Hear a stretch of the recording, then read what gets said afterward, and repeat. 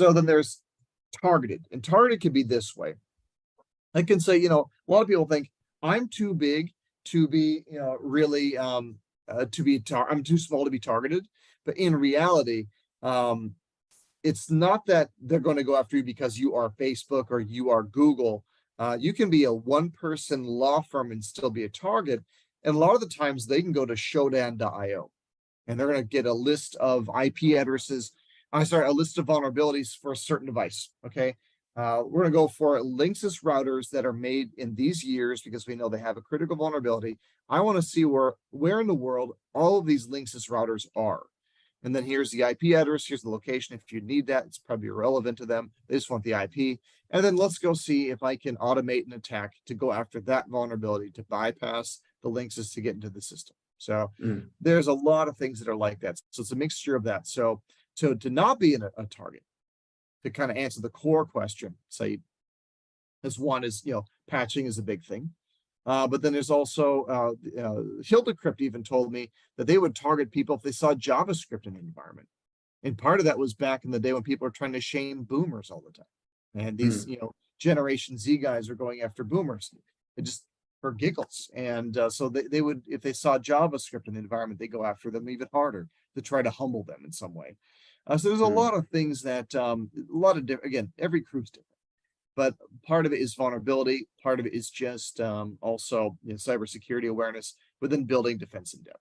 You said that, I think you used the digital citizen. So we're not really being looked at as an individual organization or as a particular individual in regard to how we're being attacked necessarily. There are certain maybe keys that you look for within an organization, departments, titles, and that type of thing. But it's not necessarily somebody's looking at it as, I want to hack Saeed, I want to hack Brook, or I want to hack the city of Atlanta, I want to hack, insert, small, mid-sized business over here.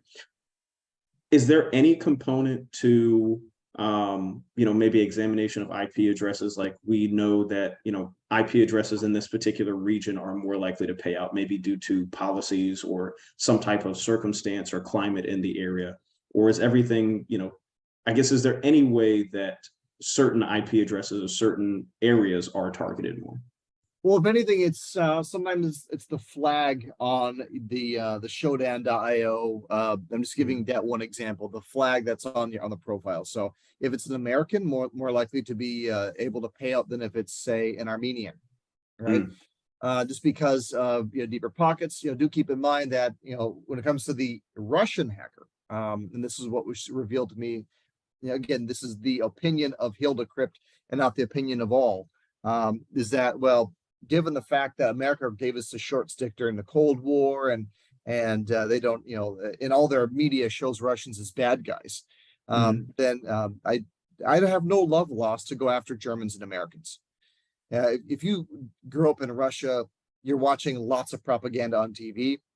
It makes you think that, look at these Americans having this wonderful life, on Instagram, and then here I am sitting in this Soviet era blockhouse that was built in 1955 in Khrushchev's era, and it's crumbling apart. And the reason why we don't have any money to fix this place or to improve it is because America is oppressing us, right? So there is that aspect of it when it comes to the attacker.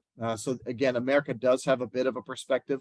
I did say that it didn't really matter too much about where you're located, but there are some kind of a weighted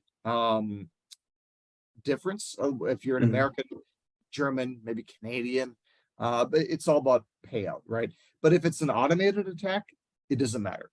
Sometimes these infections can happen automatically. We can crack the password, go into the VNC port, then find some administrator's endpoint or a server that I can go and encrypt or pull data from.